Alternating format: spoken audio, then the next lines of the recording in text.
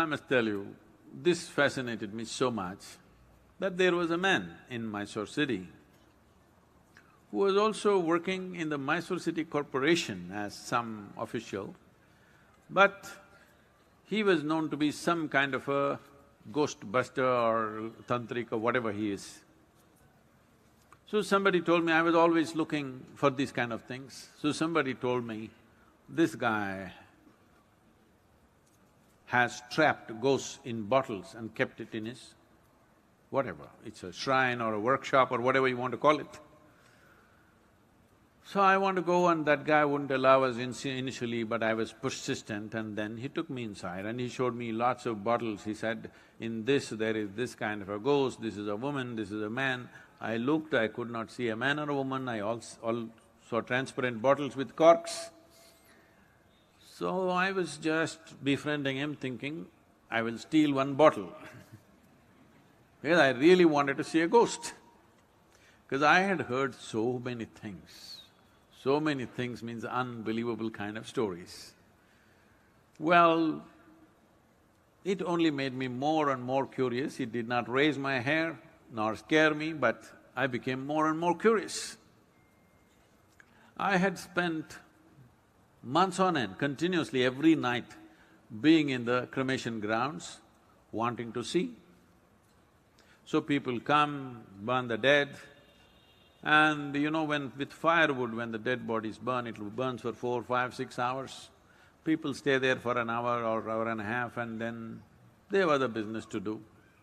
They will cry and they'll weep and they will go when it's still burning.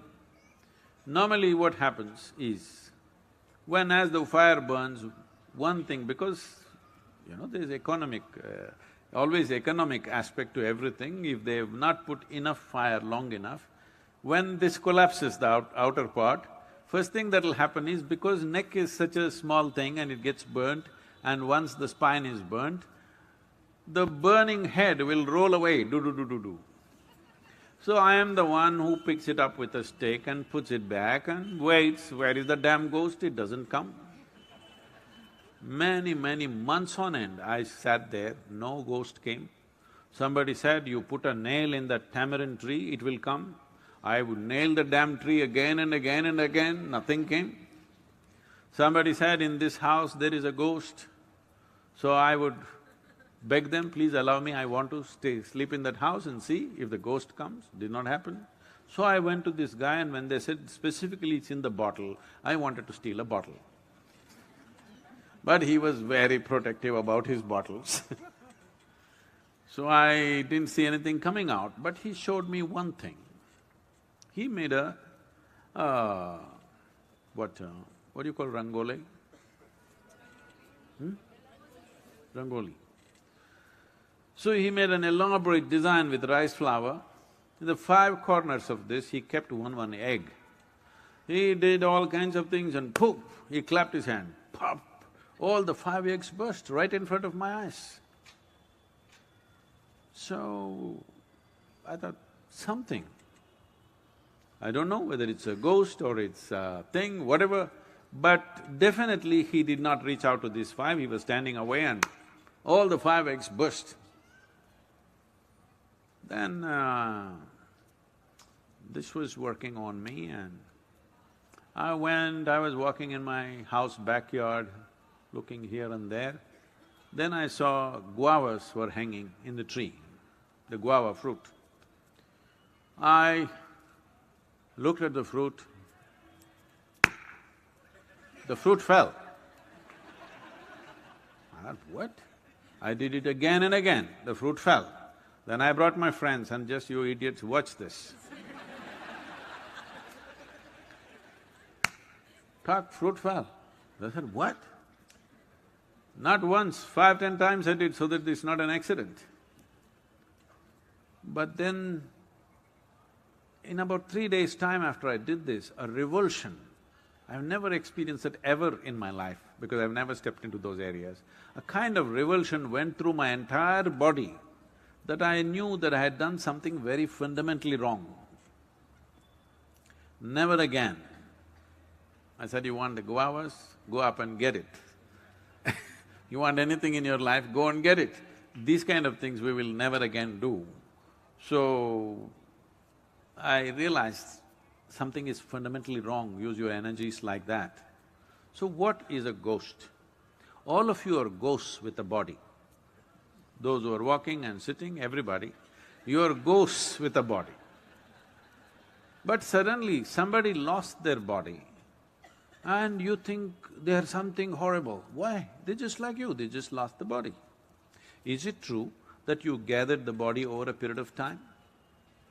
Suppose, let's say you had lost control over how much you eat and you became this big, and then you came to yoga program and whatever, and slowly you shrank into half your size. Does it mean to say half of you has become a ghost? Hello? So if somebody lost the body, 50, 60 kilograms of planet that we have picked up and made into this, if they put it back, is that a ghost? Then you are also a ghost with a body, isn't it? So this abnormal way of looking at life, that just because somebody lost their body, they've become something evil, something fearful, something terrible, is a very abnormal way of looking at life. The nature of life is such that whether… See, right now, there's something you must look at this, not intellectually, really experientially. You're breathing, all of you, are you? Hello? I'm just checking. Hello? You're breathing. So if you're breathing, let us say this was like a building or whatever, right now we are in the quadrangle kind of place. So there is life here that you're breathing. You may call it air, but it's actually life, because if I take away this will go. Yes? Your life will go. It's only in this transaction, life is happening, isn't it? So it's not just about air, oxygen, this, that. This is a living cosmos. You are like a little bubble, you captured a little bit of life. You know, did you blow soap bubbles when you were young at least? Hello?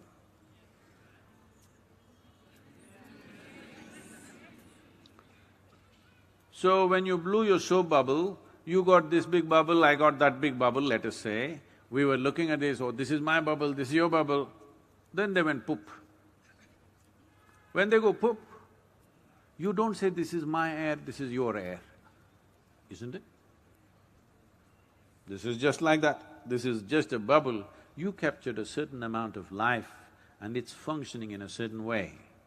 When this bubble bursts, there's no such thing as your life and my life. Well, you may not break the entire bubble, you may break the outer surface of the bubble and the inner surface of the bubble may still remain. Just because the outer peel has dropped off, do you call that a ghost? Then you are a ghost with a body. The subtle consciousness has many layers to it. The spirit is one, yet spirit is not one. There are many layers to the spirit. The whole universe is permeated by spirit, by Brahman, yet in different degrees. A stone has one unit of life.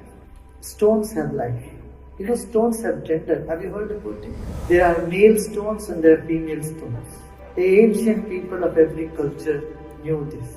Stones do have one unit of life. Water has got 2 units of life. And when there is fire, there is 3 units of life. And in the air, 4 units of life. And space has 5 units of life. Trees have got 6 units of life. Animals have got 7 units of life. Human beings have got 8 units of life. It's Ashtavasu. And genius, superhuman beings blossomed in 9 units of life. Those who do extraordinary job. It need not be all positive. Could be like Hitler. Someone who does things which are inhuman in both sense. I've got more units of life, 9 units of life. And then human can develop from 9 to 16 units of life. Now when we die, we become more powerful in some way. We go between 9 and 10 units of life. This is strange but true. That's why ancestors are worshipped. The moment this body drops, the spirit has become free and it has more access. No wall, no door, nobody can stop them. The spirit moves around freely. Bound in the body, you have only 8 units of life. You can only reach out to some. When you have 9 units, you have little more power. But if you die, then you have access to the 9th and 10th unit. You get more access in the planet. That's why people who are dead have capacity to bless you. Because they have more life than you. Because the spirit freed from the limited body can know, can cognize, can bless you. You can feel their presence. They can grant you some boons, not all. To whatever extent they are powerful, that much they are able to bestow you some blessings. That's one of the reasons the bodies are buried behind the church, to make that place more powerful. So, ancestors have got one step more power. Then, they are called Pitras. And then there is one spirit which is one grade higher than the Pitras, they are Kinnaras. Kinnaras are those souls who are behind big social work or political setup and all those things. And then comes Gandharvas. The Gandharva souls, the spirits, Gandharva spirit, are behind every successful artist. A great musician is not an individual person who is singing. Through him there is a spirit called Gandharva. And Gandharvas bring you great fame. And they bring joy and happiness to the population. But they make the person very miserable. See Michael Jackson, actually he's brought joy to so many people, but in his personal life he's so miserable. Michael Jackson is one example, but there are plenty of musicians, great celebrities, Beethoven and all of them you see. You take the history and look into them. The only musicians who are happy is one who found a path, one who had a name. If they find a guru, they had a path, they are liberated. Other than that, they will be famous, they will bring joy to others, but in their personal life they will be miserable. Then from the Gandharva level is a Yaksha, another grade of soul, spirits. Yaksha brings a lot of wealth. Very wealthy people are blessed by Yakshas. Here again, Yaksha can bring comfort, but they don't give the joy or happiness from the progeny. They are not satisfied with their own children, or the children's behavior, or the children's career, or something to do with their progeny makes them miserable. They don't know happiness from the children, from the progeny. If it happens one generation, it will definitely not be so in the next generation. Within the 3 generations, they will be miserable. Again, if they go on or walk on a spiritual path, this is awarded of. So these are Yaksha souls. And every city has an Yaksha. New York has an Yaksha. Los Angeles has an Yaksha.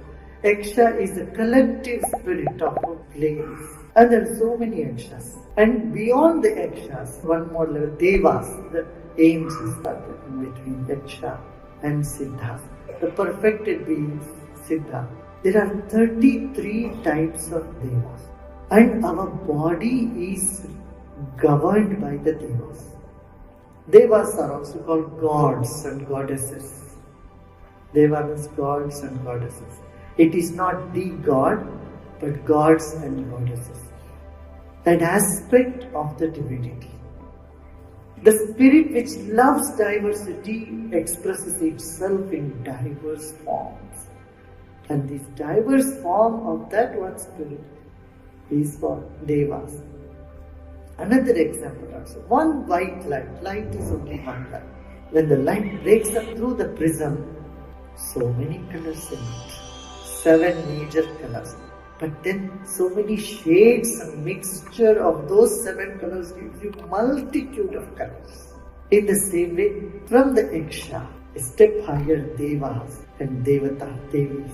So many different types of Devi, Devatas, types of spirits. Can call them angels. All only benevolent. And there are various qualities in us which are expressed, they are all part of the Devas.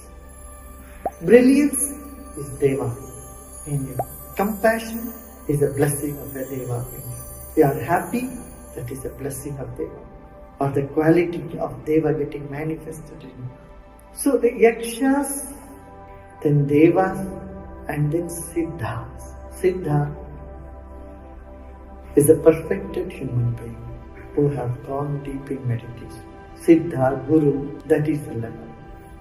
They are kept a step above the Devas. That's why any puja, anything happens, first Guru is honored and then the Devatas are. Guru Bhyo Namah starts from there. This is the tradition. Guru and Devas, Yaksha, Gandharva, Kinnara, Pitrus and human beings. These many levels of spirits